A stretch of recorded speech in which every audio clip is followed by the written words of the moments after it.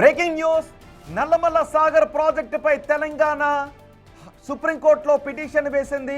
ఆ పిటిషన్ పై ఈరోజు విచారణ జరిగింది. ఇరు రాష్ట్రాల నీటిపారుదల శాఖ మంత్రులు కూడా ఢిల్లీలోనే ఉన్నారు. ఇప్పుడే సుప్రీంకోర్టులో విచారణ ముగిసినట్టుగా తెలుస్తోంది. పోలవరం నల్లమల సాగర్ ప్రాజెక్టుకు చట్ట విరుద్ధమంటూ ఇది తెలంగాణ నీటి ప్రయోజనాలను దెబ్బతీసే విధంగా ఉంది అని తెలంగాణ అభ్యంతరాన్ని వ్యక్తం చేస్తుంది.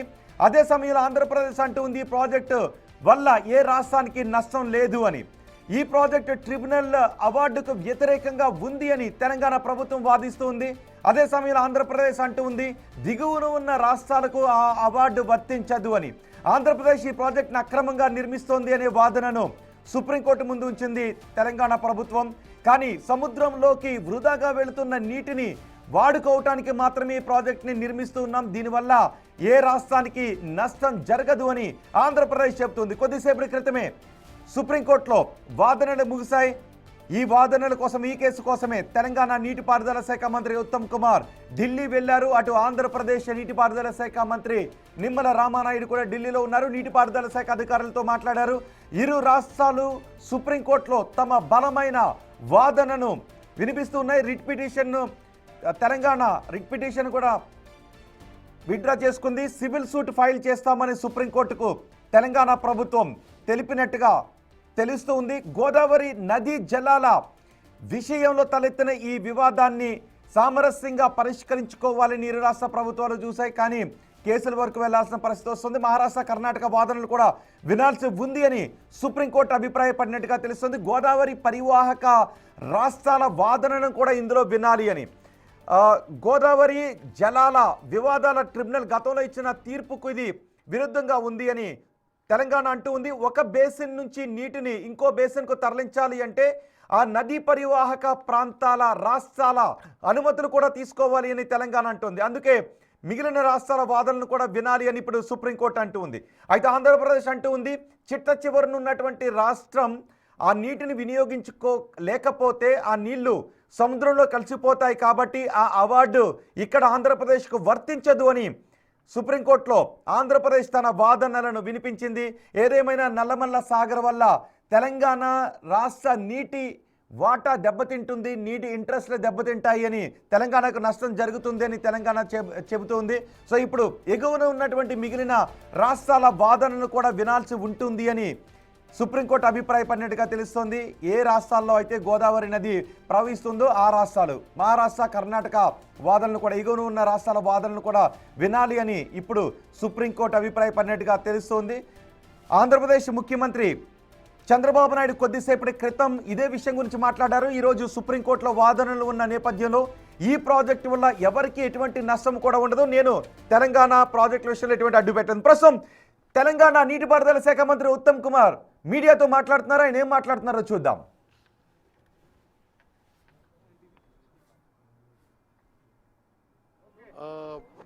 ఈరోజు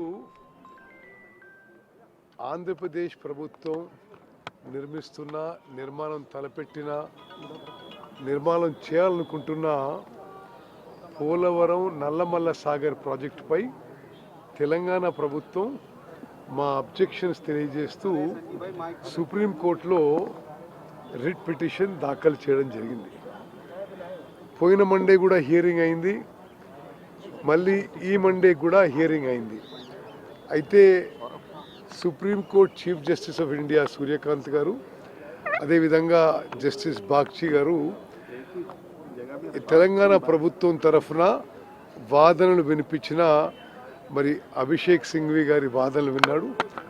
అదేవిధంగా మరి ఈరోజు తెలంగాణ ప్రభుత్వం తరఫున సింఘ్వి గారు, అడ్వకేట్ జనరల్ గారు, సాత్విక్ గారు, మాజీ సిడబ్ల్యూసి చైర్మన్, ఇప్పుడు మా లీగల్ కౌన్సిల్ హోరా గారు, అదేవిధంగా శ్రవణ్ గారు, నేను కూడా కోర్టులో హాజరై మరి ఈ వాదనలో పాల్గొన్నాం. అయితే మేము పోయిన సోమవారం ఇచ్చిన వాదనలకి అదనంగా ఈరోజు అభిషేక్ సింఘ్వి గారు తెలంగాణ ప్రభుత్వం తరఫున చెప్పిన విషయాలు ఏంటంటే, the fixed and allocated quantum of Godavari waters to the state of Andhra Pradesh is limited to 484 TMC and not beyond. Mari any diversion and utilization of water through this project purportedly on the pretext of utilizing flood waters is in clear violation of Godavari Waters Dispute Tribunal 2 GWD2 1980. అంటే ఇప్పుడు ఈ project వాళ్ళ flood waters అన్నా ఇంకోటన్నా వాళ్ళకి allocate అయిన waters కంటే ఎక్కువ ఇది వాడటానికి వీలు లేదు. అదే విధంగా ఈ పోలవరం ప్రాజెక్టు కూడా అనేక violations original approved project of government of ఇండియాలో అనేక వయలేషన్స్ ఆంధ్రప్రదేశ్ ప్రభుత్వం చేయడం జరిగింది.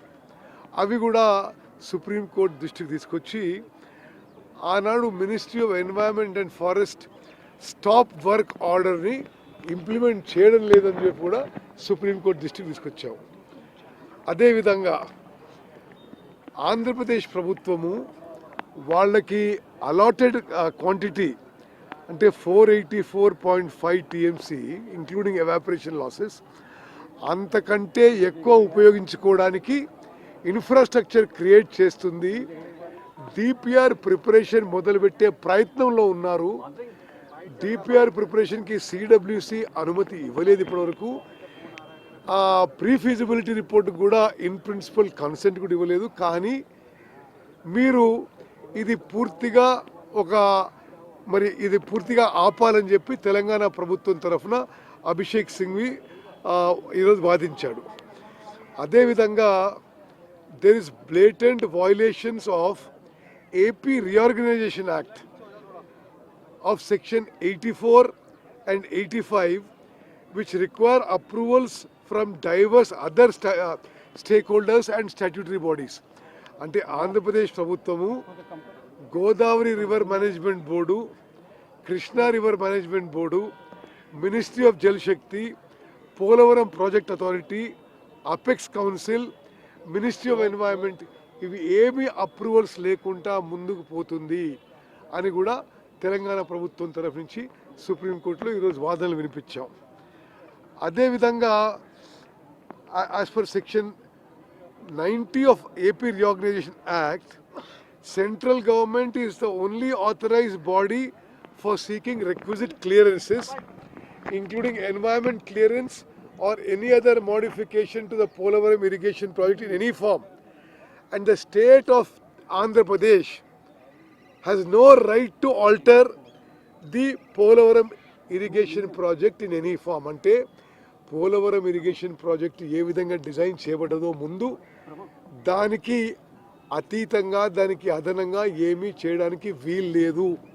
అది ఏపీ రీఆర్గనైజేషన్ యాక్ట్ కూడా ఉందని చెప్పి ఈరోజు మరి మేము సుప్రీంకోర్టులో వాదించాం. The deemed consent of Telangana to national project status is for the project status as approved by Godavari Waters Dispute Tribunal and cleared by 95th TAC of MOGS held in 2009 and cannot be taken as consent for any such unauthorized substantial expansion. అంటే పోలవరం ప్రాజెక్టుకి ఏ విధంగానైతే original ఫామ్లో ఉందో దాని వరకే అనుమతులు ఉన్నాయి. దానికి ఏమీ మోడిఫికేషన్ చేసినా ఆల్టరేషన్స్ చేసినా ఎక్స్పాన్షన్ చేసినా ఏ అనుమతులు లేవు అని చెప్పి కూడా సుప్రీంకోర్టుకి తెలియజేయడం జరిగింది. దానికి దేనికి కూడా మరి అప్రూవల్స్ లేవు, అనుమతులు లేవు, సిడబ్ల్యూసి అనుమతించలే. తెలంగాణ ప్రభుత్వం మా అబ్జెక్షన్స్ సుప్రీంకోర్టుకు తెలియజేస్తున్నాము. అదేవిధంగా సిడబ్ల్యూసి గైడ్ లైన్స్ కూడా ఈ పోలవరం నిర్మాణంలో అనేక గైడ్ లైన్స్ వయలేట్ చేశారని చెప్పి కూడా సుప్రీంకోర్టుకి తెలంగాణ న్యాయవాది అభిషేక్ సింఘ్వి తెలియజేయడం జరిగింది. మరి ఈ విధంగా దీని మొత్తం మీకు నోటిస్తాను. ఏ వాదనలపై అభిషేక్ మను సింఘ్వి గారు మరి along with advocate general Sathvik, Vora and Shravan ఈరోజు సుప్రీంకోర్టులో మా అబ్జెక్షన్స్ పోలవరం నల్లమల్ల సాగర్ ప్రాజెక్ట్కి తెలియజేశాము. Supreme court has advised that మీరు ఆర్టికల్ 32 ఆఫ్ ద కాన్స్టిట్యూషన్ కింద మా ముందుకు వచ్చారు. ఆర్టికల్ 32 బదులు మీరు ఆర్టికల్ 131 ఆఫ్ ద కాన్స్టిట్యూషన్ ఆ ఫామ్లో రండి, సూట్ ఫామ్లో రండి అని చెప్పి సుప్రీంకోర్టు అడ్వైజర్స్. దాని ప్రకారము మేము ఇమ్మీడియట్గా ఆర్టికల్ 131 ప్రకారం సూట్ వేసి ఈ ప్రాజెక్ట్ నిర్మాణంపై ఇంజంక్షన్ అడగబోతున్నాము. కానీ రెండు రాష్ట్రాల ముఖ్యమంత్రులు ఈ జల వివాదాలు మేము చర్చల ద్వారా పరిష్కరించుకుంటాం అంటున్నారు కదా, దాని మీద మీ అభిప్రాయం? ఇప్పుడు ఇద్దరు ముఖ్యమంత్రులు వారి మాటలతో అందరం ఏకీభవిస్తున్నాం. అయినా సరే వాస్తవంగా ఆ ప్రాజెక్టుకి సిడబ్ల్యూ అనుమతి లేదు, నీటి కేటాయింపు లేదు, ఏ అనుమతులు లేవు. కానీ మరి తెలంగాణ నీటి హక్కులు కాపాడుకోవడానికి మేము లీగల్ సేఫ్ గార్డ్స్ కూడా తీసుకుంటున్నాము. చాలా స్పష్టంగా తెలియజేస్తున్నా, మరి తెలంగాణలో ఉన్న కాంగ్రెస్ ప్రభుత్వం, ముఖ్యమంత్రి రేవంత్ రెడ్డి గారి నాయకత్వంలోని కాంగ్రెస్ ప్రభుత్వం గోదావరి జలాల్లో కానీ కృష్ణా నదీ జలాల్లో కానీ ప్రతి నీటి బొట్టు, ప్రతి చుక్క కాపాడుకోవడానికి, మన నీటి హక్కులు కాపాడుకోవడానికి అన్ని స్థాయిల్లో కూడా పోరాటం కొనసాగిస్తామని చెప్పి నేను మనవి చేస్తున్నాను. సీఎం చెప్తున్నారు తెలంగాణ గవర్నమెంట్ ఎన్ని కావాలంటే అన్ని ప్రాజెక్టులు నిర్మించుకోవచ్చు, మేమే అభ్యంతరం చెప్పట్లేదు, కాళేశ్వరం కూడా మేము చెప్పలేదు, కాబట్టి ఇప్పుడు మాకు అభ్యంతరం చెప్పొద్దు, నీళ్ళు వేరే సముద్రంలో కలిసే నీళ్ళే కదా మేము వాడుకుంటుంది అంటున్నారు. చూడండి కృష్ణ, మరి చంద్రబాబు నాయుడు గారు మాట్లాడింది నేను చూసిన, కానీ వాస్తవంగా ఈరోజు సిడబ్ల్యూసి ముందు పాలమూరు రంగారెడ్డికి ఆంధ్రప్రదేశ్ ప్రభుత్వం అబ్జెక్షన్ చెప్తుంది. కృష్ణా నదిపై అన్ని ప్రాజెక్టులు అబ్జెక్షన్ చెప్పారు, గోదావరి నదిపై అన్ని ప్రాజెక్టులు అబ్జెక్షన్ చెప్పారు. మరి వాళ్ళు చెప్పిన దానికి చేసిన దానికి తేడా ఉందని మాత్రం స్పష్టంగా తెలియజేస్తారు. అది ఆ నిర్ణయం ముఖ్యమంత్రి గారు తీసుకుంటారు. కానీ బట్ బేసికలీ ఉన్న ఫ్యాక్చువల్ పొజిషన్ మీకు చెప్తున్నా, మరోసారి చెప్తున్నా, తెలంగాణలో కాంగ్రెస్ ప్రభుత్వం, ముఖ్యమంత్రి రేవంత్ రెడ్డి గారి నాయకత్వంలోని కాంగ్రెస్ ప్రభుత్వం కృష్ణా నదీ జలాల్లో, గోదావరి నదీ జలాల్లో మన నీటి వాటాని, మన నీటి హక్కులు కాపాడడానికి అన్ని ఫోరంలో, అన్ని స్థాయిలో మరి పోరాటానికి కొనసాగిస్తామని చెప్పి మనం చేస్తాం. అప్పుడు ముందు రిట్ పిటిషన్ ఆ ఫామ్లో వచ్చినాము. ఈరోజు వాళ్ళ సుప్రీంకోర్టు అసలు కాదు, ఇప్పుడు ఆ ఆర్టికల్ 31 ప్రకారం వేసినాము. ఈరోజు సుప్రీంకోర్టు మీరు ఇది కాంప్రహెన్సివ్ సబ్జెక్టు ఆర్టికల్ 131 అంటే ఆ విధంగా ఈరోజు రేపట్లో అయిపోతున్నాం. అది సుప్రీంకోర్టు చూద్దాం. ఓకే.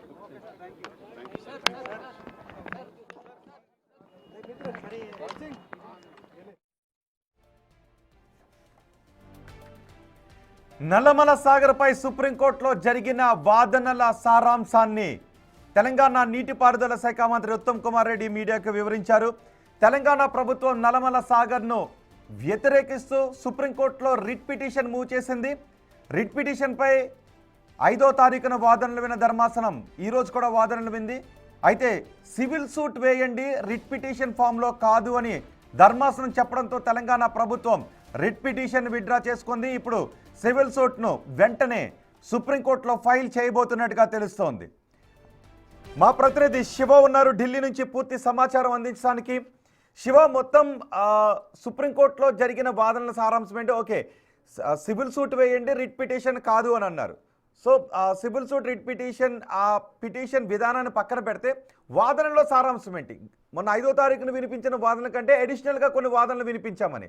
సో తెలంగాణ వాదనలు ఏంటి, ఆంధ్రప్రదేశ్ వాదనలు ఏంటి? రైట్, డెఫినెట్గా ప్రధానంగా రోహిత్, తెలంగాణ ప్రభుత్వం, ఏపీ ప్రభుత్వం ఏదైతే పోలవరం నల్లమల సాగర్ ప్రాజెక్ట్ ఏదైతే నిర్మాణం చేపడుతుందో దానికి వ్యతిరేకంగా గత వారమే పిటిషన్ దాఖలు చేసింది. ఆ పిటిషన్ విచారణ సందర్భంగా ప్రధానంగా దీనికి ఎటువంటి అనుమతులు లేవు, కేంద్ర ప్రభుత్వం అనుమతులు ఇవ్వకపోయినప్పటికీ కూడా వీళ్ళు డిపిఆర్ సిద్ధం చేసి కేంద్ర ప్రభుత్వానికి పంపించారు. కేంద్ర ప్రభుత్వం కూడా దీనిపై పరిశీలన చేస్తుంది. దీన్ని అడ్డుకోవాలి అనేది కూడా ప్రధానంగా సుప్రీంకోర్టులో రిట్ పిటిషన్ దాఖలు చేసిన తెలంగాణ ప్రభుత్వం. దానిలో భాగంగానే గత విచారణ సందర్భంగా ఇద్దరు కూడా, ఇటు ఏపీ ప్రభుత్వం తరపున ముకుల్ రోహత్గి, తెలంగాణ ప్రభుత్వం తరపున సీనియర్ కౌన్సిల్ అభిషేక్ మను సింగ్ కూడా కీలక వాదనలు వినిపించారు. ఇరువురు వాదనలు విన్న తర్వాత సివిల్ సూట్ దాఖలు చేయాలి. అంటే 3 ఆప్షన్స్ ఇచ్చారు. ఒకటి, ఇప్పటికే కేంద్ర జలశక్తి శాఖ ఆధ్వర్యంలో కేంద్ర జలశక్తి సంఘం శక్తి చైర్మన్గా సంఘం సభ్యుడు చైర్మన్గా ఇటు 2 రాష్ట్రాలకు సంబంధించిన ఇరిగేషన్ డిపార్ట్మెంట్ సంబంధించిన అధికారులు సభ్యులుగా చేర్చుతూ ఒక కమిటీని కూడా ఏర్పాటు చేశారు. 3 నెలలుగా దానికి సంబంధించి ఒక నివేదికను సమర్పించాలని కూడా ఇప్పటికే కేంద్ర ప్రభుత్వం ఒక కమిటీని కూడా ఏర్పాటు చేసింది. ఇక్కడ ఆ కమిటీ ద్వారా వెళ్ళొచ్చు, మీ అభ్యంతరాలను ఆ కమిటీ ముందు వ్యక్తపరచవచ్చు. వారు పరిగణలోకి తీసుకుని ఈ నిర్మాణం చేపట్టకూడదు అని వాళ్ళు చెప్తే కనుక ఈ నిర్మాణాన్ని ఆపేయచ్చు, ప్రత్యామ్నాయ మార్గాల ద్వారా ముందుకు వెళ్ళొచ్చు అనేది కూడా గత విచారణ సందర్భంగా సుప్రీంకోర్టు ప్రధాన న్యాయమూర్తి జస్టిస్ సూర్యకాంత్ ఆదేశాలు జారీ చేశారు. మరొకటి, మధ్యవర్తిత్వం ద్వారా ఇరు రాష్ట్రాలు కూడా జల వివాదాన్ని పరిష్కరించుకోవచ్చు అనేది మరొక ఆప్షన్ అయితే ఇచ్చారు. దానితో పాటు సివిల్ సూట్, 2 రాష్ట్రాలకు సంబంధించిన సివిల్ సూట్ దాఖలు చేయాలి. సివిల్ సూట్ దాఖలు చేస్తే ఎక్కువ రాష్ట్రాలు మహారాష్ట్ర, కర్ణాటక అభ్యంతరాలు కూడా వినాల్సి ఉంటుంది కాబట్టి ఆ విధంగా సివిల్ సూట్ దాఖలు చేయాలని కూడా తెలియజేశారు. కానీ ఆర్టికల్ 32 ప్రకారమే తెలంగాణ ప్రభుత్వం పిటిషన్ దాఖలు చేసింది కాబట్టి ఇది విచారణకు అనర్హం అనేది ప్రధానంగా సుప్రీంకోర్టు తెలియజేసింది. దానికి సంబంధించి విచారణ అర్హత లేదని సుప్రీం ధర్మాసనం తెలియజేసిన నేపథ్యంలో ఈ పిటిషన్ ఉపసంహరించుకుంటున్నామంటూ కూడా తెలంగాణ ప్రభుత్వం తరపున న్యాయవాది అభిషేక్ మను సింగ్ తెలియజేశారు. అంటే సివిల్ సూట్ ఆర్టికల్ 131 ప్రకారం మీరు పిటిషన్ దాఖలు చేస్తే ఆ విధంగా ముందుకు వెళ్లి విచారణ కొనసాగించవచ్చు అనేది ప్రధానంగా సుప్రీం ధర్మాసనం ఆదేశాలు జారీ చేసే నేపథ్యంలో అభిషేక్ మను సింగ్ కూడా సివిల్ సూట్ దాఖలు చేస్తామని తెలియజేశారు. ఇక విచారణ సందర్భంగా ఇటు తెలంగాణ నీటిపారుదల శాఖ మంత్రి ఉత్తమ్ కుమార్ రెడ్డి కూడా విచారణ సందర్భంగా లోపలే ఉన్నారు. ఆయన కూడా వచ్చి మీడియాతో మాట్లాడుతూ సుప్రీంకోర్టు కూడా ఎటువంటి అనుమతులు లేవు అనేది తెలియజేసింది. కానీ ఒక ప్రాపర్ వేలో దీనికి ముందుకు వెళ్ళాలి. సివిల్ సూట్ దాఖలు చేయడం ద్వారా మిగతా రాష్ట్రాలు ఏవైతే ఉన్నాయో వారి అభ్యంతరాలు కూడా పరిగణనలోకి తీసుకోవాల్సి ఉంటుంది. వారి వాదనలు కూడా విన్న తర్వాత ఫైనల్గా ఒక నిర్ణయం తీసుకుంటామంటూ కూడా సుప్రీం ధర్మాసనం తెలియజేసింది. దానిలో భాగంగానే ఈ పిటిషన్ను ఉపసంహరించుకున్న నేపథ్యంలోనే సుప్రీంకోర్టు కూడా ఈ పిటిషన్ను డిస్పోజ్ చేసింది.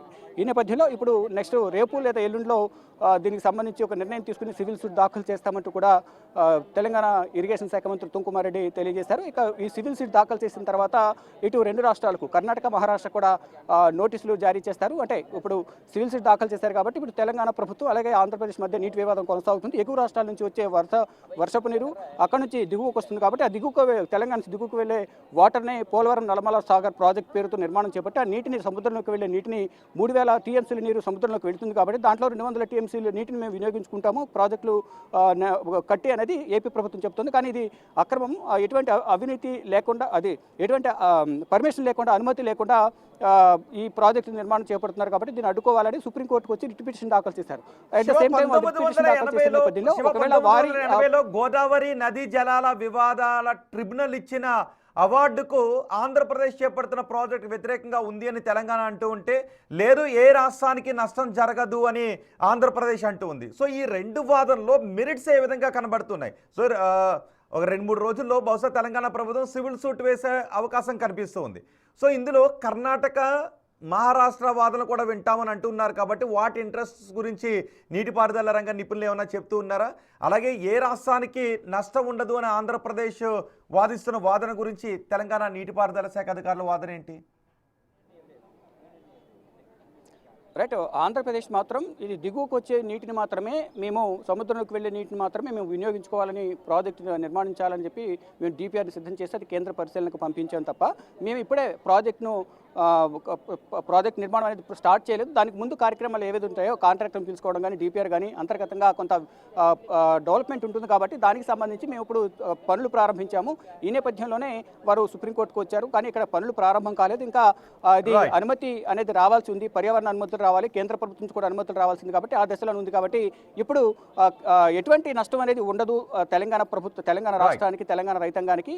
ఈ నేపథ్యంలోనే ఇది ఎవరికి కూడా ఎటువంటి ఇబ్బందికరంగా ఉండదని ఏపీ ప్రభుత్వం చెబుతోంది. కానీ ఈ నీటిని కిందికి వెళ్ళి వాళ్ళు వినియోగించుకుంటే మాత్రం తెలంగాణ రాష్ట్రానికి, తెలంగాణ ప్రజలకు నష్టం జరిగే అవకాశం ఉంటుంది కాబట్టి ఎటువంటి అనుమతులు ఇవ్వద్దు, పర్యావరణ అనుమతులు కూడా ఇవ్వద్దు, నిధులు కూడా విడుదల చేయదు ప్రాజెక్ట్ నిర్మాణానికి అంటూ కూడా తెలియజేశారు. దానిలో భాగంగానే సివిల్ సీట్ దాఖలు చేయడం ద్వారా ఇతర రాష్ట్రాలు ఏవైతే కర్ణాటక, మహారాష్ట్రను కూడా ఇంప్లీట్ చేసి దీంట్లో వారి వాదనలు కూడా వినాల్సి ఉంటుంది. ఒకవేళ ఈ 2-3 రోజుల్లో తెలంగాణ ప్రభుత్వం సివిల్ సూట్ దాఖలు చేస్తే మాత్రం ఇటు కర్ణాటక అలాగే మహారాష్ట్ర కూడా వాళ్ళు నోటీసులు జారీ చేసే అవకాశం ఉంటుంది. ఒకవేళ ఇప్పటికే వీళ్ళు కేవైట్ పిటిషన్ కూడా దాఖలు చేసింది ఏపీ ప్రభుత్వం. ఒకవేళ తెలంగాణ ప్రభుత్వం దాఖలు చేసిన రిట్ పిటిషన్కి ఏకీభవించి ఏమైనా తీర్పు ఇవ్వాలని అనుకుంటే కనుక మా వాదనలు కూడా వినాలి అనేది కూడా ఏపీ ప్రభుత్వం కేవైట్ పిటిషన్ దాఖలు చేసింది. కాబట్టి ఇప్పటికే ఆ పిటిషన్ను డిస్పోజ్ చేసింది. కాబట్టి సుప్రీంకోర్టు ఫర్దర్గా సివిల్ సూట్ పేరుతో మరొక పిటిషన్ దాఖలు చేయబోతుంది. దాఖలు చేసిన తర్వాత విచారణ సందర్భంగా మిగిలిన కర్ణాటక, మహారాష్ట్ర అలాగే ఏపీ ప్రభుత్వానికి కూడా నోటీసులు జారీ చేసే అవకాశం ఉంటుంది. ఫర్దర్గా నీటి వివాదానికి సంబంధించి రెగ్యులర్గా వాదనలు ప్రతివాదనలు జరిగే అవకాశం కనిపిస్తోంది. రైట్ శివం, ఇదే విషయం గురించి మా ప్రతినిధి అమరావతి నుంచి సమాచారం అందించడానికి శివ మనకు అందుబాటులో ఉన్నారు. శివ, సుప్రీంకోర్టులో రిట్ పిటిషన్ ఫామ్లో కాదు సివిల్ సూట్ ఫామ్లో రండి అని సుప్రీంకోర్టు చెప్పిన తర్వాత తెలంగాణ ప్రభుత్వం సివిల్ సూట్ వేయటానికి చాలా వేగంగా ముందుకు వెళ్తుంది. అదే సందర్భంలో ఇక్కడ చట్ట ఉల్లంఘన జరుగుతుంది. ఎగువ రాష్ట్రాల ఇంట్రెస్ట్స్ కూడా, అంటే నదీ పరివాహక ప్రాంతాల ఇంట్రెస్ట్స్ కూడా ఇక్కడ దెబ్బతినే విధంగా ఆంధ్రప్రదేశ్ వ్యవహరిస్తుంది. మరోవైపు మేము ఏ ప్రాజెక్టులను అడ్డు పెట్టడం లేదు అని ఆంధ్రప్రదేశ్ చెబుతున్నప్పటికీ తెలంగాణలో ప్రాజెక్టులకు అడ్డుకుంటూనే ఉన్నారు అని ఉత్తమ్ కుమార్ రెడ్డి అంటూ ఉన్నారు. సో ఇప్పుడు ఆంధ్రప్రదేశ్ ఫైనల్గా ఏం చేయబోతోంది? మొత్తమే చూసుకుంటే ఏదైతే నల్లమల సాగర్ ప్రాజెక్టు వ్యవహారంలో తెలంగాణ ప్రభుత్వం వేసిన పిటిషన్ కొద్దిసేపటి ఉపసంహరించుకున్నారు. తాజాగా సివిల్ పిటిషన్ ఎందుకు తెలంగాణ ప్రభుత్వం సిద్ధమవుతుంది. అయితే సివిల్ సూట్ వ్యవహారానికి సంబంధించి కూడా ఏపీ ప్రభుత్వం చాలా గట్టిగానే కౌంటర్ ఇచ్చేందుకు సిద్ధమవుతుంది. ఎందుకంటే నల్లమల సాగర్ ప్రాజెక్టు వ్యవహారానికి సంబంధించి ఎక్కడా కూడా బచావత్ ట్రిబ్యునల్ విషయానికి సంబంధించి కావచ్చు, లేకపోతే ఎన్జిటికి సంబంధించి వివరాలకు సంబంధించి కావచ్చు, లేకపోతే ట్రిబ్యునల్ విషయానికి సంబంధించి ఎక్కడా కూడా తాము ఉల్లంఘనలకు పాల్పడలేదు. నిజంగా ఉల్లంఘన పాల్పడిన వ్యవహారానికి సంబంధిస్తే గనక తెలంగాణ ప్రభుత్వం గతంలో నిర్మించిన కాళేశ్వరం ప్రాజెక్టు ఎటువంటి అనుమతులు లేకుండానే నిర్మాణాలు చేపట్టింది. దీనికి సంబంధించి ముందుగా కాళేశ్వరం ప్రాజెక్టు పైనే చర్యలు తీసుకోవాలనేది ప్రస్తుతం ఏపీ ప్రభుత్వ వాదనగా కనిపిస్తా ఉంది. దాంతో పాటుగా వృధాగా సముద్రానికి వెళ్తున్న వృధా నీటిని సంబంధించి మాత్రమే తాము కాపాడుకునే ప్రయత్నం చేస్తున్నాం. ఎక్కడా కూడా అక్రమంగా కానీ, లేకపోతే బచావత్ ట్రిబ్యునల్ విషయానికి సంబంధించి కావచ్చు, లేకపోతే మిగిలిన అంశాలకు సంబంధించి కావచ్చు ఎక్కడ ఉల్లంఘనగా పాల్పడలేదు. కాబట్టి కావాలనే రాజకీయ దురుద్దేశంతో తెలంగాణ ప్రభుత్వం ఏర్పాటు చేసిన పిటిషన్లకు సంబంధించి ఏపీ ప్రభుత్వం గట్టిగా రేపులు ఇప్పుడు ఎగువ రాష్ట్రాలైన మిగిలిన కర్ణాటక, మహారాష్ట్ర వాదనలు కూడా వింటాము అని సుప్రీంకోర్టు అనే నేపథ్యంలో ఇప్పటికే తెలంగాణ ఎగువ రాష్ట్రంగా, నదీ పరివాహక రాష్ట్రాలు ఒక రాష్ట్రంగా తెలంగాణ వ్యతిరేకిస్తుంది. సో కర్ణాటక, మహారాష్ట్ర కూడా ఇందులో కౌంటర్ దాఖలు చేస్తే ఆంధ్రప్రదేశ్కి ఏమన్నా ఇబ్బందికర పరిస్థితులు తలెత్తే అవకాశం ఉంటుందా ఈ నదీ జలాల వినియోగం విషయంలో? ఎట్టి పరిస్థితుల్లో కూడా, ఎందుకంటే ఇక్కడ మనం ప్రధానంగా ఒక అంశాన్ని బేరేజ్ వేసుకోవాలి. గోదావరి విషయానికి సంబంధించి కావచ్చు, కృష్ణా జలాల విషయానికి సంబంధించి కావచ్చు, ఎగువ ప్రాంతాలు, ఎందుకంటే కర్ణాటక సంబంధించి కావచ్చు, మహారాష్ట్రకి సంబంధించి కావచ్చు, అక్కడ నుంచి మాత్రమే దిగువ ప్రాంతమైన ఆంధ్రప్రదేశ్ కి, ఇటు కర్ణాటక నుంచి కావచ్చు, లేకపోతే ఇటు మహారాష్ట్ర దిగువ ప్రాంతానికి వస్తుంది. సో తెలంగాణ ప్రభుత్వం సంబంధించిన వేసిన పిటిషన్ కి సంబంధించి ఆ రెండు రాష్ట్రాల అభిప్రాయాలు తీసుకుంటామని చెప్పి సుప్రీంకోర్టు చెప్పింది. కాబట్టి దీంట్లో ఏపీకి సంబంధించి పెద్దగా ఇబ్బందికర పరిస్థితులు అయితే ఉండే అవకాశం లేదు. ఎందుకంటే ఏపీ కింద నుంచి ఏదైనా రాష్ట్రానికి నీరు వెళ్తే గనక ఇబ్బందికర పరిస్థితులు ఏర్పడుతుంది. నిజంగా తెలంగాణ రాష్ట్రానికి, ఏపీ రాష్ట్రానికి సంబంధించిన నీటిపారుదల విషయానికి సంబంధించి ఇబ్బంది ఏర్పడుతుంది. కానీ నిజంగా ఇటు కర్ణాటక సంబంధించి కావచ్చు, మహారాష్ట్ర విషయానికి సంబంధించి కావచ్చు, వారి అభిప్రాయాలు తీసుకున్నప్పటికీ కూడా ఏపీకి సంబంధించి ఎటువంటి ఇబ్బందికర పరిస్థితులు అయితే ఉండే అవకాశం లేదు. రోహిత్.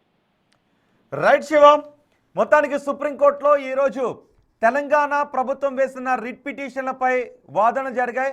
అయితే రిట్ ఫామ్లో కాదు సివిల్ సూట్ వేయండి అని సుప్రీంకోర్టు చెప్పడంతో తెలంగాణ తాము వేసిన రిట్ పిటిషన్ విత్డ్రా చేసుకుంది. 2 రోజుల్లో సుప్రీంకోర్టులో సివిల్ సూట్ వేయటానికి సమాయత్తం అవుతుంది. అదే సమయంలో మిగిలిన రాష్ట్రాలైన నదీ పరివాహక రాష్ట్రాలైన కర్ణాటక, మహారాష్ట్ర వాదనలు కూడా వింటాము అని సుప్రీంకోర్టు చెప్పింది. ఎందుకంటే నదీ పరివాహక ప్రాంతాల అన్ని రాష్ట్రాల ఇంట్రెస్ట్స్ కూడా వినాల్సిన అవసరం ఉంది అని సుప్రీంకోర్టు అభిప్రాయపడింది. ఈ నల్లమల సాగర్ ప్రాజెక్టు వల్ల తెలంగాణ నీటి ఇంట్రెస్ట్స్ దెబ్బతింటూ ఉన్నాయని తెలంగాణ ప్రభుత్వం వాదిస్తూ ఉంటే ఈ ప్రాజెక్టు వల్ల ఏ రాష్ట్రానికి నష్టం జరగదు అని ఆంధ్రప్రదేశ్ వాదిస్తుంది. ఏదేమైనా ఈ ప్రాజెక్టు విషయంలో మేము ఇంజంక్షన్ ఆర్డర్ కోరుతాము అని మా వాదనలు బలంగా వినిపిస్తామని తెలంగాణ అంటూ ఉంటే మేము కూడా వాదనలు వినిపిస్తాం. ఇది చిట్ట చివరనున్నటువంటి రాష్ట్రంగా సముద్రంలో కలిసే నీటిని వినియోగించుకునే అవకాశం ఉంటుంది. ఇది ఎవరికి నష్టం లేని ప్రాజెక్ట్ అని చెప్తూ ఉంటే అనుమతులు లేని ప్రాజెక్టును చేపట్టడం చట్ట విరుద్ధమని తెలంగాణ అంటుంది. మరి చూద్దాం తెలంగాణ ప్రభుత్వం సివిల్ సూట్ దాఖలు చేసిన తర్వాత కర్ణాటక, మహారాష్ట్ర ఏ విధంగా తమ కౌంటర్ను దాఖలు చేస్తాయి, ఆంధ్రప్రదేశ్ ప్రభుత్వం ఎటువంటి వాదనలను సుప్రీంకోర్టులో ఈ సివిల్ సూట్లో